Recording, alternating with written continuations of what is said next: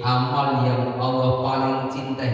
Ini menggunakan isim tafdhil, superlatif di dalam hadis ini, ya. Yang paling Allah cintai dari amalan seorang hamba adalah mengerjakannya kontinu, ya, terus menerus walaupun hanya sedikit. Ini Al-Quran gambarkan itu. Ketika engkau tidak bisa mengerjakan ibadah itu maksimal, maka kerjakanlah separuhnya. Gak bisa separuhnya, lebih sedikit dari separuh. Misalnya dalam surat Al-Muzammil, ya, Allah SWT sebutkan, ya ayyuhan muzammil qumil laila illa qalila nisfahu aw inqus minhu qalila aw zid 'alaihi wa rattilil qur'ana tartila. Ya. Wahai orang-orang yang berselimut, maksudnya adalah baginda Nabi sallallahu alaihi wasallam, bangunlah engkau di malam hari, gitu ya. Kalau engkau enggak bisa qiyamul lail 8 rakaat, maka lebih sedikit dari 8 rakaat. Berapa lebih sedikit dari 8 rakaat? 2. Nah, bisa 6. Ya, lebih sedikit dari separuhnya bisa 4. Ya, lebih sedikit lagi bisa 2. Begitu cara melakukan amalan-amalan yang Allah cintai. Tidak bisa seluruhnya, maka jangan ditinggalkan seluruhnya, harus kita lakukan. Karena dalam ayat ini surat Al-Muzammil ini, bagi Nabi SAW sholat qiyamul lail adalah wajib. Ya, bagi Nabi SAW adalah wajib karena kemuliaan. Nanti kita kaji hadis mulia ini, ya. Redaksi hadisnya, redaksi matanya sampai sini. Semoga Allah Subhanahu wa taala menerima semua amal ibadah kalian dan kita semua. Itu maksud hadis ini. Hadisnya banyak, ya, diriwayatkan dari berbagai macam jalur, yang diriwayatkan oleh Imam Baihaqi dalam kitab Sahih. Jadi kalau kita berjumpa dengan sahabat kita yang belum berjumpa di bulan awal-awal bulan Syawal, maka mengucapkan demikian, taqabbalallahu minna wa minkum. Ada yang menambahkan, taqabbalallahu minna wa minkum shalihal a'mal kullu 'amin wa antum bi khair. Ya, semoga Allah menerima amal ibadah kalian dan kita semuanya, ya.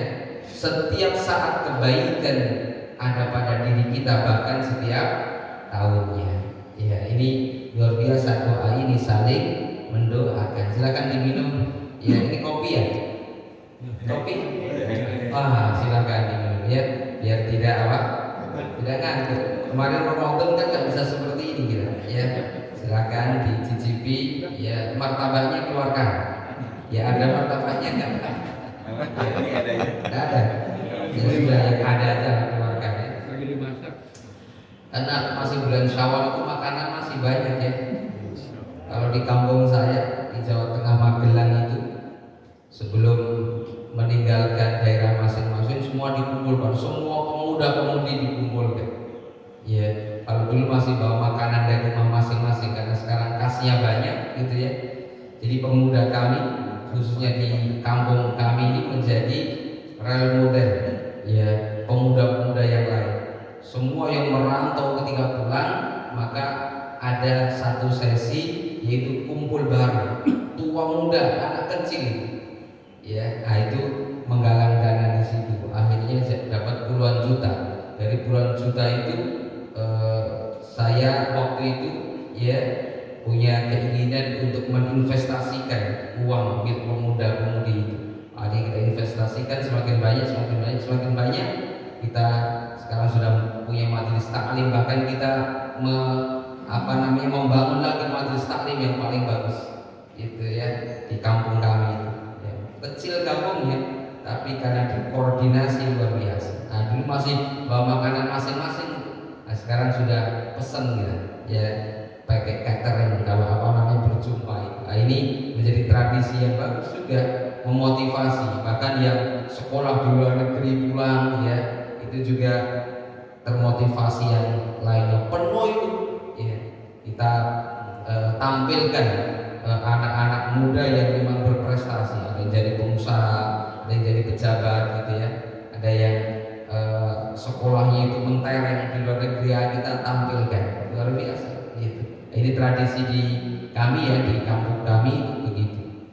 Bahkan sekali lagi kasnya itu banyak ya, kas pemuda itu banyak gitu. Bahkan masjid kami saja, masjid kecil gitu ya, di kampung kami itu tiap bulan itu ada sekitar 20 sampai 25 juta kas masjid. Ya, kas masjid itu luar biasa. Ya, zakatnya juga berjalan. Ya, di kami itu zakatnya juga berjalan, dihimpun.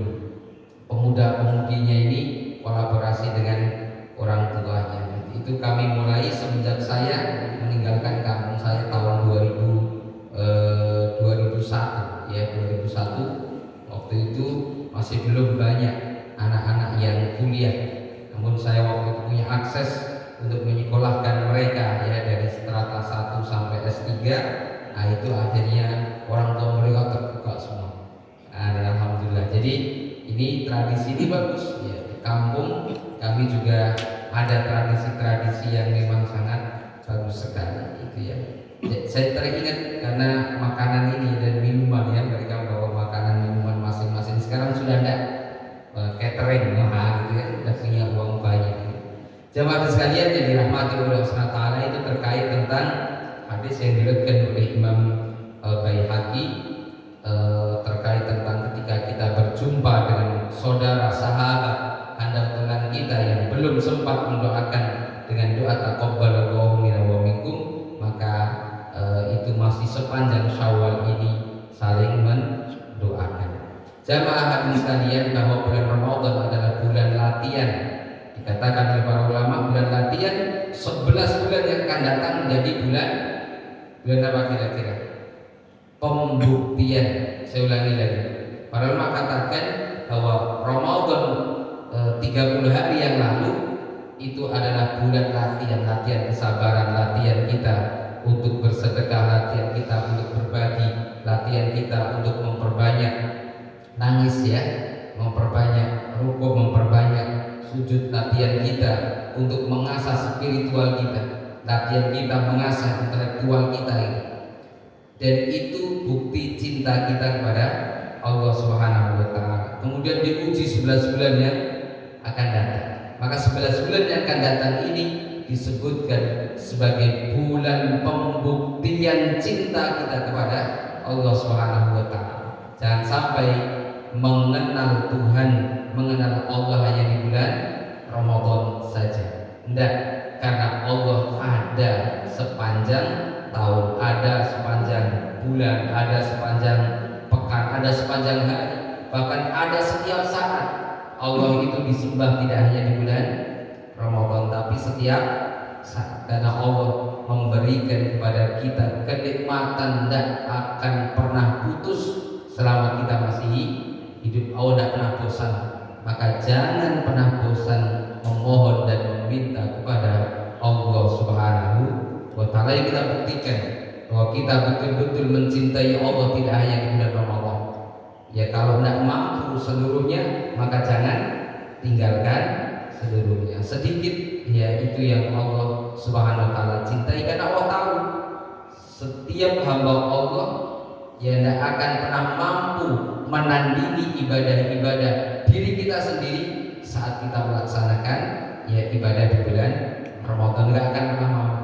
Itu hebatnya betul ya bulan Ramadan itu. Anak-anak kita ini sekarang sudah sebagian ya besar atau sebagian kecil balik ke habitatnya apa? Masing-masing. Pada Ramadan 30 hari itu dididik luar biasa. Maka mari kita buktikan ya bahwa cinta kita kepada Allah adalah setiap saat sebagaimana kita mencintai saat kita beribadah di bulan Ramadan. Dan semoga amal ibadah kita betul-betul dicintai, diridhoi oleh Allah Subhanahu wa taala, dan diberikan jazanya, pahalanya dari Allah untuk kita semuanya. Amin ya rabbal alamin. Dan sekalian yang dirahmati Allah Subhanahu wa taala, kita lanjutkan hadis berikutnya. Hadis ini diriwayatkan oleh dua imam. Yang pertama Imam Hakim dalam musnad kitab sahihnya Imam Hakim, dan juga diriwayatkan oleh Imam Tabrani di dalam kitab sahihnya terkait tentang silaturahmi Jibril alaihissalam dalam bab muraqabah, ya, dalam bab tentang pengawasan Allah Subhanahu wa taala terhadap hamba-hamba. Jadi Jibril alaihissalam terbiasa silaturahmi kepada baginda Nabi sallallahu alaihi wasallam dengan memberikan pesan wasiat. Ya. Atani Jibril ila Nabi Muhammadin sallallahu alaihi wasallam. Jibril datang kepada baginda Nabi sallallahu alaihi wasallam faqala ya Muhammad. Kemudian Jibril berkata kepada Nabi Muhammad SAW seraya memberikan 5 wasiat. Tolong diingat-ingat. 5 wasiat ini dari Allah Subhanahu wa taala melalui Jibril alaihissalam. Apa kata Jibril pada Nabi sallallahu alaihi wasallam? Ya Muhammad, aish ma syi'ta fa innaka mayyitun.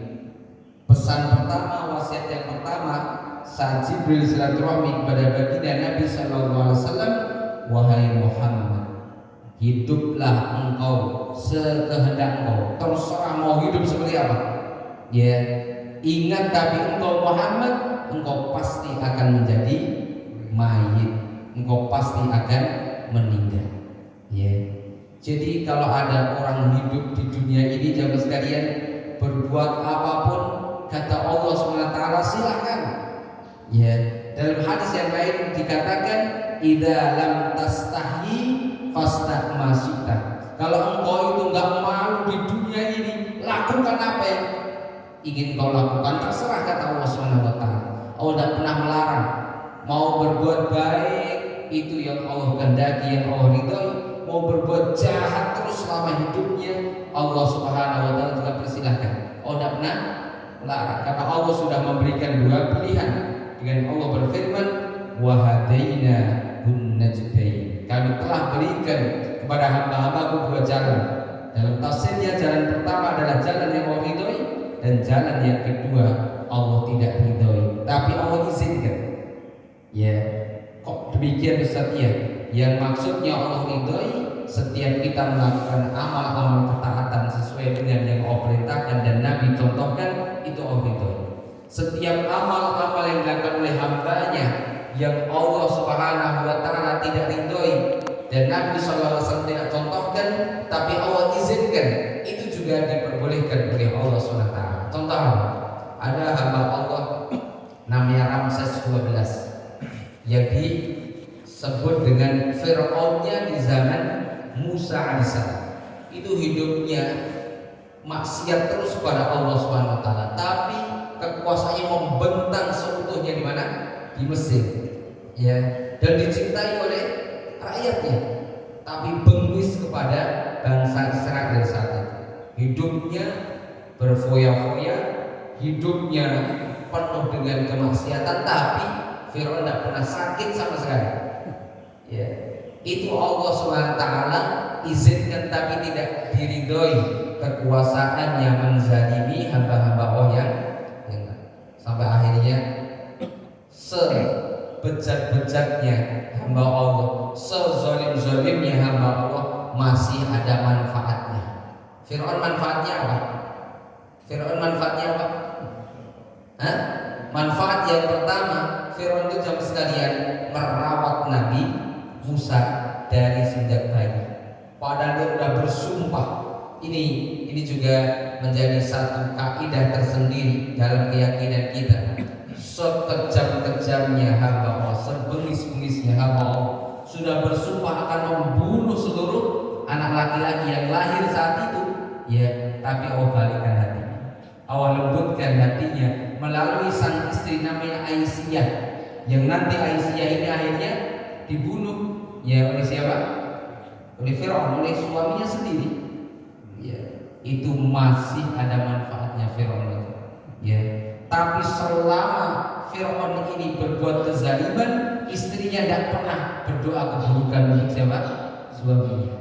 Sampai akhirnya Aisyah sendiri yang memilih untuk mengikuti agamanya Nabi Musa dan akhirnya meninggal. Ini Allah berikan dalam surat At-Tahrim. akhirnya Aisyah dibangunkan rumah terindah yang melebihi indahnya kerajaan yang dibangun oleh sang suami Firaun. Ya, ini luar biasa. Tidak pernah doakan. Jadi kalau ada pasangan kita berbuat zalim terus gitu ya, jangan doakan keburukan, tapi doakan apa? Kebaikan. Ya, kata Aisyah, sudah wahai suamiku, ya rawat anak kecil ini. Ya, mudah-mudahan anak kecil ini menjadi qurratu a'yunina. Ini bahasa Aisyah. Mudah-mudahan anak kecil ini akan menjadi pelipur lara kita, menjadi kebaikan di setiap lubuk mata kita. Qurratu a'yun itu melunak itu Firaun itu. Udah nggak apa-apa, tinggal di istana gitu sampai usia remaja, sampai usia dewasa. Makanya di dunia ini sezolim-zolimnya pemimpin pasti ada manfaatnya. Seperti Firaun, ya, sezolim-zolimnya orang kaya raya ini dicontohkan juga, ya. Firaun itu kaya rayanya luar biasa, sehingga orang di Mesir itu bangun pagi hari itu ingatnya hanya kekayaan siapa? Korun. Ya, ya Tuhan kami, jadikanlah kami dan keturunan kami sebagaimana kayanya korun. Bangun tidur itu, ya ingatnya apa? Harta korun, saking banyaknya dan saking melekatnya di benak-benak bangsa Mesir saat itu. Ya, begitu juga di zaman Nabi Musa masih ada orang berintelektual tinggi namanya Haman. Ya, tapi intelektualnya tidak mendekatkan dirinya kepada Allah Subhanahu wa taala. Maka dihancurkan. Nah, ini contoh beberapa hal ya yang Allah izinkan tapi Allah tidak ridho atas perbuatan-perbuatan mereka. Maka dalam hidup kita harus kita mendapatkan ridho Allah Subhanahu wa taala. Maka kan banyak kita berdoa saat Ramadan kemarin, Allahumma inna nas'aluka ridhoka wal jannah wa na'udzubika min sakhatika wan nar gitu. Jadi kita minta ridho kepada Allah, kita juga tidak ingin gitu ya Allah SWT masukkan kita ke dalam neraka. Ini baca di antara sholat qiyamul lail kita. Kemarin kan kita baca saat kita di antara sholat-sholat tarawih. Nah sekarang Ramadan tidak ada, baca di antara sela-sela qiyamul lail kita. Jamaah sekalian yang dirahmati oleh Allah Subhanahu wa taala. Jadi Jibril alaihissalam berwasiat yang pertama kepada baginda Nabi SAW dengan mengatakan, ya Muhammad aish ma syi'ta fa innaka mayyitun. Sehebat apapun orang hidup pasti akan menjadi mati. Ya, kalau sudah menjadi mayat tidak mungkin akan bisa berbuat apapun. Ya, wong buka baju aja tidak bisa sendiri, harus dibukain. Ya, apalagi yang lain itu mandi, ya mau bergeser diangkat, ya kan? Itu terus mau sholat udah tidak bisa maka di sholat. Ya, mau pulang ke rumahnya udah tidak diterima oleh keluarganya karena udah menjadi mati, itu udah menjadi bangkai, sudah dikubur aja, kan gitu, ya kan? Dikubur saja, tidak mungkin akan dibalsem gitu ya, kemudian diletakkan di atas meja, tidak, udah, itu ya pasti menjadi mayat. Kalau sudah menjadi mayat, maka kata Nabi yang akan mengiringi hanya 3 hal saja. Ya, dikatakan ifnaini yarji wal tabqa wa yabqa.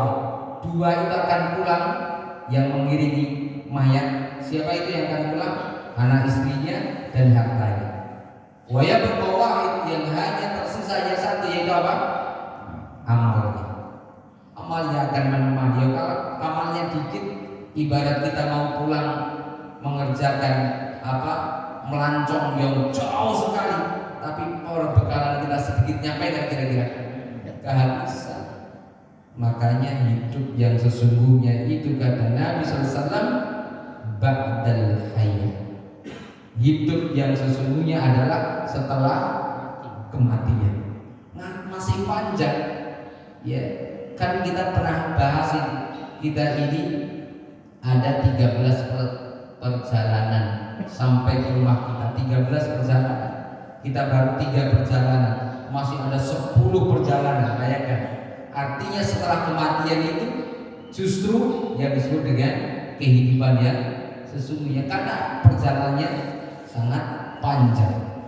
Ya 13 perjalanan, kita baru 3 melakukan perjalanan. Dulu kita diperjalankan oleh di Lauhul Mahfuz.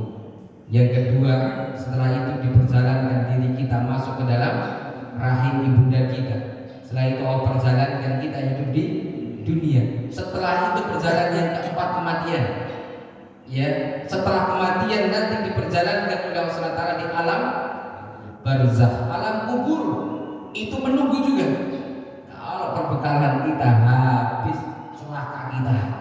Apalagi yang nggak ada yang nolong. Ya, kalau perbekalan kita habis, ada yang menolong, alhamdulillah. Yang menolong siapa? 2 tadi yang meninggalkan diri kita, anak istri kita. Kalau anak istri kita soleh solehah, oh dapat transferan ke setiap saat. Ya, harta kita yang kita tinggalkan, kita wakafkan, kita infakkan, maka itu akan ditransfer lagi pada diri kita. Jadi kembali pada diri kita. Semua yang diserahkan kepada Allah, padahal Allah tidak butuh, Allah rawat itu. Kemudian ketika kita meninggal dikembalikan kepada kita untuk menjaga diri kita. Perbekalan kita habis, ditransfer, tidak perlu kita minta. Ya, masya Allah. Maka berbahagia. Nah, yang kedua, amanah dari Jibril sebagai wasiat saat silaturahmi ya kepada baginda Nabi SAW, dikatakan, ya Muhammad, ahbib ma syi'ta fa innaka mufarriqu. Engkau cintai siapa yang ingin kau cintai, ya Muhammad. Tapi ingat bahwa yang engkau cintai pasti akan berpisah. Ya, contoh kecil, hadirin jamaah sekalian, kan punya anak, ya, atau mungkin punya cucu. Kita cinta luar biasa anak kita atau cucu jamaah sekalian, itu pasti akan berpisah. Ya, entah sebentar, entahlah. Saya punya anak, kemarin bersama-sama selama Ramadan sampai Syawal, harus berpisah karena kita antarkan lagi ke pondok pesantren, kita antarkan lagi ke sekolahan, ya kan, pasti berpisah. Ya, nangis itu pasti. Om saya dulu juga mengalami gitu ya. Ayah saya juga nangis ketika melepaskan saya masuk ke dalam pondok pesantren lagi. Sekarang gantian, itu terulang ya. Dulu saya diantarkan oleh orang tua saya melihat linangan air mata ketika melepas saya. Sekarang gantian, saya punya anak juga sama. Anak saya lepaskan juga di pondok pesantren, nangis juga kita. Masya Allah. Ini berpisah. Secinta-cinta apapun dengan yang kita cintai, pasti akan berpisah. Ya. Kita cinta kepada istri kita pun juga akan berpisah. Kita mencintai jabatan, ya berpisah juga, ada masa pensiun, ya kan. Kita mencintai yang kita cintai dari dunia ini, pasti akan ada akhirnya. Maka kata Jibril alaihissalam, cintai terserah yang ingin kau cintai, tapi ingat, ya ada namanya apa? Perpisahan. Maka di dalam konsep hidup itu indah jadi sekalian. Ini tidak ngajarin, ya, tapi ini konsep-konsep orang zaman dahulu, para ulama zaman dahulu. Kalian tidak boleh mencintai hamba-hamba Allah 100%. Kenapa? Sisakan di dalam relung hati kalian dan diri kalian space atau sisa sedikit untuk dibenci dan dikecewakan. Kalau engkau mencintai hamba-hamba Allah di dunia ini, engkau mencintai materi di dunia ini 100%, maka ketika hilang material itu kita akan kecewa, bahkan bisa stres, bahkan bisa jantungan, bahkan bisa mati seketika, ya kan? Tapi kalau di dalam diri kita sisakan sedikit itu ya untuk dikecewakan, ya sedikit untuk diri kita itu untuk ada sesuatu yang hilang, maka nggak akan kecewa 100%. Dalam hal mencintai yang boleh 100%, hanya cinta kepada Allah Subhanahu wa ta'ala, karena Allah tidak pernah mengecewakan diri kita. Allah tidak pernah ya menjadikan hamba-hamba Allah Subhanahu wa ta'ala ini kecewa dan menyesal. Inilah yang Allah sendiri sebutkan, ya, innallaha la yukhliful mi'ad. Aku tidak pernah mengecewakan engkau, janjiku pasti aku lakukan, ya. Jadi itu, ketika kita mencintai sesuatu, jangan sampai kita mencintai 100%. Kalau tidak ada relung sedikit di dalam hati, jiwa, raga kita ketika kita dikecewakan, kecewa luar biasa. Ya, contoh yang nyata, dibangun atau membangun mahligai rumah tangga bertahun-tahun, puluhan tahun, ada kesalahan. Kedua belah pihak ini, pasangan suami istri, sudah ada 30 tahun, 32 tahun, 40 tahun. Akhirnya berpisah karena tidak bisa bersama lagi. Ya, kalau itu tidak ada ruangan khusus dalam diri kita, gitu ya, untuk membenci dan kecewa, maka pasti orang itu akan stres. Pasti orang itu akan menyesal senyesal-nyesalnya. Kok bisa berpisah bertahun-tahun kita lamanya, gitu ya. Sejarah sekali lagi telah mencatat bagaimana cintanya Nuh alaihissalam kepada istrinya, bertahun-tahun membangun mahligai rumah tangga, membesarkan anak-anaknya, termasuk anak yang disiapkan melanjutkan estafet kepemimpinan Nuh alaihissalam, namanya Kan'an. Ya, saat itu Nabi Nuh alaihissalam kecewanya luar biasa karena istri dan anaknya tidak masuk dalam barisan Nabi Nuh alaihissalam. Iya, kalau Nabi Nuh langsung dihibur oleh Allah, walaupun saat itu sudah lelah betul. Ya, Nuh alaihissalam sudah dan ingin ngapa-ngapain. Itu contoh ya, kecewanya luar biasa. Ya, sang istri mendampingi bertahun-tahun, bahkan puluhan tahun, bahkan ratusan tahun istrinya Nabi Nuh alaihissalam. Dakwahnya 1000 tahun kurang berapa? 50 tahun. Ya, dakwahnya Nabi Nuh 1000 tahun kurang 50 tahun, jadi berapa? 950, didampingi oleh sang istri dan anaknya. Tapi saat pembuktian cinta kepada Allah, hendak bersama Nabi Nuh alaihissalam, kecewa Nabi. Tapi Allah langsung hibur Nabi Nuh alaihissalam. Qala ya Nuh, innahu laisa min ahlik, innahu amalun ghairu shalih. Indah betul di kata-kata yang menyentakkan akhirnya semangat lagi Nabi Nuh. Wahai Nuh, istri dan juga anak engkau bukan termasuk keluarga engkau yang soleh, yang baik. Tersentak Nabi Nuh, bangkit lagi akhirnya. Nabi Nuh alaihissalam serahkan sepenuhnya kepada Allah Subhanahu wa ta'ala. Yang ketiga, pesan dari Jibril alaihissalam pada baginda Nabi SAW sebagai wasiat saat silaturahmi, dikatakan, ya Muhammad, ya i'mal ma syi'ta fa innaka majziyun bihi. Silakan engkau beramal sesuka engkau Muhammad, ya. Amalan-amalan engkau itu akan dibalas oleh Allah Subhanahu wa ta'ala. Ya, baik beramal yang baik, Allah juga akan balas. Konsep Allah itu sederhana. Faman ya'mal mithqala dzarratin khairan yarah wa man ya'mal mithqala dzarratin syarran yarah. Betapa indah kita beramal, ya, yang dilihat oleh Allah. Allah perintahkan kepada dua malaikat Raqib dan Atid senantiasa membersamai kita. Kalau kita beramal sekecil apapun sampai mata tidak bisa melihat, saking kecilnya, saking lembutnya, ya, itu akan dikasih balasan oleh Allah. Barang siapa yang beramal seberat zarah. Zarah ini adalah biji yang kecil dan lembut yang tidak bisa dilihat oleh panca indera kita.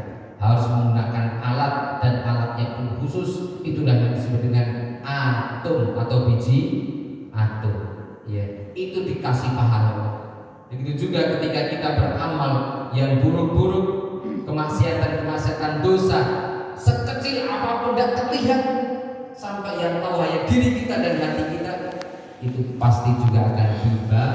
Maka jangan takut beramal, karena Allah akan membalas. Ini pesan dari Jibril, ya Muhammad, ya iqmal masyita fa innaka majziyun bihi. Yang ketiga, ya beramallah kalian sekehendak engkau wahai Muhammad, tapi ingat kamu pasti akan dibalas oleh Allah Subhanahu wa taala. Yang keempat, ya sebagai wasiat Jibril alaihissalam adalah dikatakan, ya Muhammad, ya wa'lam anna syarafal mu'min bi qiyamul lail.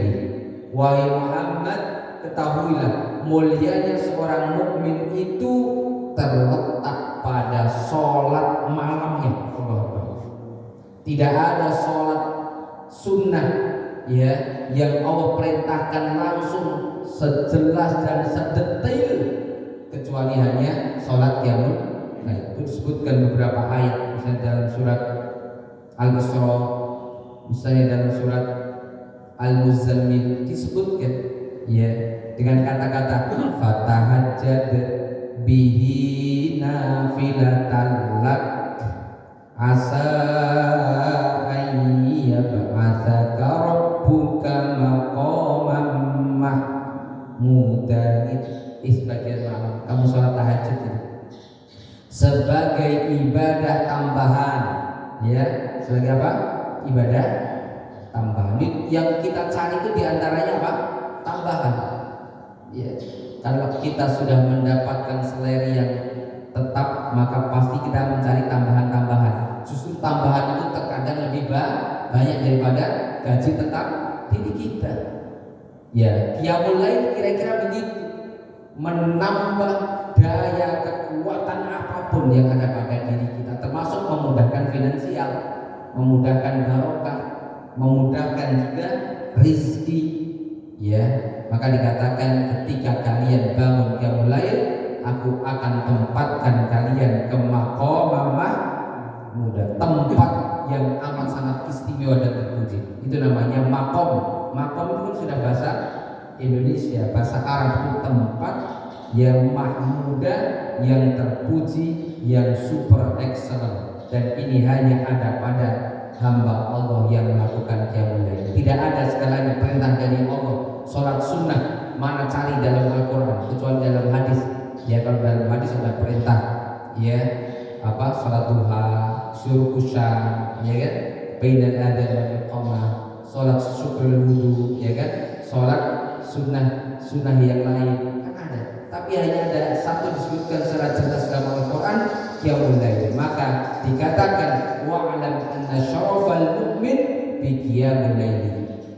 Ketahuilah wahai Muhammad, mulianya seorang mukmin itu terletak pada sholat malamnya. Yuk kita berazam pada diri kita jamaah sekalian, jangan sampai terlewat sholat malam itu, walau hanya 2 rakaat plus 1 witir. Inilah yang dikatakan oleh baginda Nabi SAW, sholatul lail matna matna matna. Sholat malam itu 2 rakaat salam. Kalau engkau takut akan datang adzan subuh, segera sholat witir 1 rakaat. Itu konsepnya sangat indah sekali. Ya, yang terakhir wasiat dari Jibril alaihissalam pada baginda Nabi SAW yang itu berarti diwasiatkan kepada kita. Ya, dikatakan ya Muhammad wa izzuhu istighlaluhu anin nas. Izzah, kemuliaan, ya harga diri seseorang, harga diri seorang hamba, yaitu terletak saat dirinya tidak membutuhkan sanjungan manusia. Ya, ini penting ketika kita sudah berkarya, kita misalnya melakukan amal-amal, tidak butuh sanjungan orang, tidak butuh penghormatan orang. oh itu dikatakan oleh Jibril sebagai hamba Allah yang mempunyai harga diri di sisi Allah SWT yang tinggi, hanya mengenal Allah, hanya ingin pujian Allah, hanya ingin penghormatan dari Allah SWT. Jadi kita tidak pernah kecewa ketika tidak ada flashback ya dari orang-orang yang kita bantu. Ini pernah kejadian. Ini di zaman Nabi Shallallahu Alaihi Wasallam. Jadi di zaman Nabi ada kisah yang amat sangat mengharu biru, menghantam mahligai utama Nabi SAW, menghantam mahligai rumah tangga Nabi SAW, yaitu kisah tentang haditsul ifk. Pernah dengar ya? Kisah yang akhirnya Nabi juga Sallallahu Alaihi Wasallam frustasi. Begitu juga Ibunda Aisyah radhiyallahu anha sampai rambutnya rontok karena memikirkan, kok Muhammad Sallallahu Alaihi Wasallam suamiku nggak percaya lagi. Nabi Muhammad juga sama, masa istriku yang aku cintai selingkuh? Ya, yang disebut dengan berita dusta atau hadisul ifk itu disebutkan dalam Al-Quran, yaitu Aisyah difitnah berselingkuh ya kepada sahabat Sofwan namanya. Pernah dengar kisahnya ya? Pernah dengar ya? Kisah tentang ya hampir tenggelamnya mahligai rumah tangga Nabi SAW dengan namanya kisah dusta atau berita dusta. Ya, wah ini Madinah gempar saat itu karena istri Nabi selingkuh. Bayangkan ya. Dan itu disebar luaskan oleh orang munafik, oleh munafik itu. Ya, saat itu sebenarnya Aisyah radhiyallahu anha ya ikut bersama rombongan Nabi Shallallahu Alaihi Wasallam ikut perang ya. Kan Nabi SAW mengundi itu ya, selalu mengundi siapa istri Nabi yang ikut, termasuk ikut berjuang. Ya, saat itu tertinggal karena ingin buang hajat gitu ya, tertinggal gitu ya oleh yang lainnya. Kan naik sekedup tahu ya tentang apa?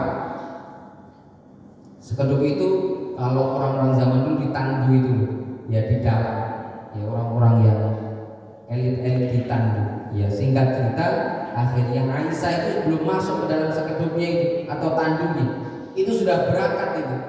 Dan terasa yang ngangkut ini sahabat-sahabat Nabi itu ternyata ketinggalan, belum masuk itu. Sampai ada pasukan khusus ya, yaitu penyapu. Wah, nanti ada biasanya kalau kita pramuka itu kan ada yang menyapu penyisir gitu ya, penyisir gitu ya. Nah itu akhirnya itu ada ibunda kita Aisyah radhiyallahu anha kok bisa tertinggal. Nah saat itu akhirnya oleh Sofyan dan juga yang lainnya, karena beliau membawa kuda, dinaikkan sampai pintu Madinah itu gempar. Iya, orang-orang munafik, orang-orang kafir Quraisy mengatakan bahwa istri Nabi Aisyah radhiyallahu anha berselingkuh kepada Sofwan gitu ya. Nah, ini silakan teman sekalian nanti bisa dilihat dalam surat An-Nur ya, ayat yang ke-11 sampai dengan 20 itu kisahnya luar biasa. Itu Nabi Shallallahu Alaihi Wasallam dihantam dengan demikian ya, sampai Nabi SAW itu ya udah gak percaya sama sekali kepada Ibunda Aisyah. Ibunda Aisyah juga bertanya-tanya, kenapa suamiku demikian ya, sampai akhirnya turunlah ayat ini ya, surat An-Nur dari ayat yang ke-11 sampai ayat yang ke-20 membantah bahwa Ibunda Aisyah tidak selingkuh. Wah, ini Nabi SAW demikian gitu ya. Jadi akhirnya berita itu diungkap langsung oleh Allah Subhanahu wa Ta'ala. Zaman Nabi juga banyak diadu domba dan lain sebagainya. Seperti sekarang ya, Iran diadu domba dengan negara-negara Teluk, dengan negara Arab, 12 negara Teluk diadu domba biar saling bunuh-membunuh. Pada pesawatnya tertuliskan la ilaha ilau, tapi membunuh saudara-saudara kita sesama muslim ini terjadi di zaman Nabi juga sama. Ya, kisah Anas bin Malik radhiyallahu anhu dengan sahabat-sahabat lain dikucilkan. Bahkan di zaman kekhalifahan ya Ali bin Abi Thalib juga sama, antara Muawiyah dengan siapa? Ali bin Abi Thalib, antara Ali bin Abi Thalib dengan ibunda Aisyah radhiyallahu anha dalam perang Jamal. Ya, itu luar biasa, diadu domba. Siapa yang mengadu domba? Di belakangnya adalah orang Yahudi. Ketika Nabi SAW ditanya, wahai baginda Nabi, keonaran yang terjadi di bumi ini, di alam semesta ini, siapa penyebabnya? Maka Nabi SAW hanya mengatakan, ya kalau bukan orang Yahudi, siapa lagi? Ya, ini Nabi SAW mengatakan demikian. Jadi Yahudi ini yang membuat onar di dunia ini sebagai ya bukti tentang kebenaran Al-Qur'an. Maka Allah SWT berfirman, walan taqdu ankal yahudi walan nasara hatta tattabi'a millatahum. Orang-orang Yahudi, orang-orang Nasrani tidak akan pernah ridho Islam ini diterapkan pada diri masing-masing, pada keluarga, pada lingkungan, pada masyarakat, atau mungkin tidak pernah ridho karena sistem keadilannya dan sistem kebersamaannya. Nah, maka tidak mungkin ya akan mereka ridho. Mereka tergila semuanya dengan sistem ya berkeadilan dalam Islam. Ya, jadi mereka penyebab menjadi keonaran di dunia ini siapa lagi? Yahudi. Ya, padahal Amerika udah tidak mau menyerang lagi, tapi itu ojok-ojoki oleh setan Yahudi namanya. Ya, oleh setan Yahudi itu. Ya, akhirnya nyerang lagi Lebanon diserang sekarang. Pada Lebanon itu nanti yang di antara negeri yang akan melindungi Haramain. Ketika Haramain Mekah Madinah tidak bisa melindungi, maka negeri Syam akan bangkit dan melindungi Haramain. Ya. Mana negeri Syam itu ada 4 negara zaman sekalian. Maka sekarang sengaja dihancurkan. Mereka tahu ketika 4 negara ini bangkit, kami tidak akan bisa apa-apa. Karena 4 negara inilah yang akan melindungi dunia. Ya, siapa dari 4 negara itu yang disebutkan dalam hadis Nabi sebagai negeri Syam? Yang pertama Palestina. Maka Palestina jangan sampai ya tidak diserang, terus diserang setiap saat. Berpuluh-puluh tahun diserang, tapi masih ada namanya Palestina. Bukan kaum muslimin yang melindungi, tapi siapa? Oh, bertahun-tahun itu diserang, gak habis-habis, gak mati-mati orangnya itu. Ya, anak-anak semua yang diserang, mati 1000. Ya, yang muncul ada 3.000, 5.000, bayangkan. Kalau bukan karena penjagaan dari Allah, tidak mungkin itu namanya Palestina akan ada sampai detik ini. Dibombardir, dirodal gitu ya, tidak hilang-hilang itu. Ya, makanya Palestina akan bangkit melindungi dunia. Jangan sampai Palestina kata Yahudi ya bangkit, karena kami tahu persis dari kitab-kitab kami bahwa Syam diantaranya ada Palestina. Berikutnya yang diserang mana? Lebanon. Lebanon itu masuk dalam negeri Syam. Ya. Berikutnya yang diserang mana? Suriah. Suriah juga masuk dalam negeri Syam. Jadi mereka tahu betul. Ya. Satu lagi adalah negara Yordan. Ini menjadi negeri Syam. Ada 4 negara jamaah sekalian yang akan melindungi dunia ini menjadi tentram dan tenang. Di antaranya adalah yang dilindungi Mekah dan Madinah. Mekah dan Madinah nanti dijaga oleh negeri Syam. Yang kata Nabi, ketika ada wanita yang datang dari negeri Syam berjalan kaki sampai ke Madinah, tidak akan ada yang berani mengganggu, saking apa? Amannya. Ya, bayangkan nanti ketika sudah datang negeri Syam ini, ketika ada seorang wanita datang atau berjalan dari negeri Syam sampai ke Madinah, tidak akan ada yang berani mengganggu, saking apa? Amannya. Ya, maka tinggal kita doakan. Kita tidak bisa berbuat banyak. Ya, sekarang Iran, ya, Iran diserang, walaupun berbeda keyakinan, ya, namun yang membela Palestina siapa? Tidak ada. 12 negara Arab itu mana membela secara terang-terangan? Ya, yang punya senjata-senjata yang bisa menjangkau Israel hanya milik siapa? Iran. Kita tidak meninggi-ninggikan, tidak. Ini real kenyataan. Ya, real kenyataan. Ya, bahwa Israel porak-poranda, mereka yang didaya dengan kekuatan bomnya yang kokohnya tidak bisa ditembus oleh senjata apapun bisa. Ya, dengan drone-drone sederhana. Milik apa? Iran. Maka sahabat sekalian yang dirahmati oleh Allah, Allah sudah berjanji, kalau dari hamba-hambaku tidak ada yang mendukung perjuangan, ya, kaum muslimin, maka akan hadirkan bangsa yang lain yang akan membela agama kami. Itu. Ini kata Allah SWT dalam Al-Quran. Ya, betul-betul disebutkan ya dalam Al-Quran, ketika agama kami tidak dibela oleh kalian, maksudnya kaum muslimin itu ya, dengan sebenar-benarnya, maka kami akan apa? Hadirkan ya yang membela agama kami. Makanya Allah jaga ya agama ini, Allah jaga. Nanti bisa dilihat ya jamaah sekalian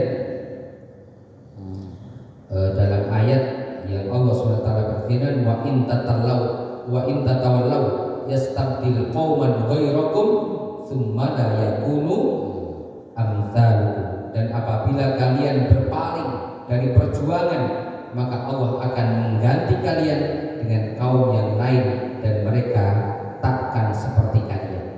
Ya ini di dalam tafsir hadisnya ya, para sahabat bertanya, siapa mereka ya Rasulullah yang kalau kami berpaling maka Allah akan mengganti kami dengan mereka untuk membela agama Allah. Kemudian Rasul SAW menengok kepada sahabat Salman Al-Farisi. Siapa Salman Al-Farisi itu? Siapa Salman Al-Farisi? Yaitu orang Persia yang datang dari negeri Persia, datang ke mana? Ke Madinah. Ya, jadi Nabi SAW menengok kepada Salman Al-Farisi lalu menepuk pundak-pundaknya sambil mengatakan, ini dan kaumnya, kalau iman itu adanya di ujung bintang, niscaya akan digapai oleh mereka.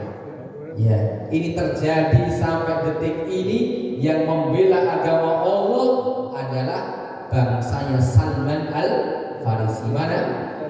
Iran. Ya, Iran itu punya sejarah panjang terkait tentang negeri Persia. Ini hadisnya ada dan ayatnya jelas dalam Al-Quran. Ya, jadi 12 negara diam, semua 12 negara Arab ada pangkalan militer semuanya milik Amerika untuk menyerang itu. Ya, kan bangsa Arab udah kaya raya, tinggal bayar, tidak bisa mengendalikan alat-alatnya karena bayar semua. Ya, kalau diserang tinggal minta, tolong dibalas itu kan gitu.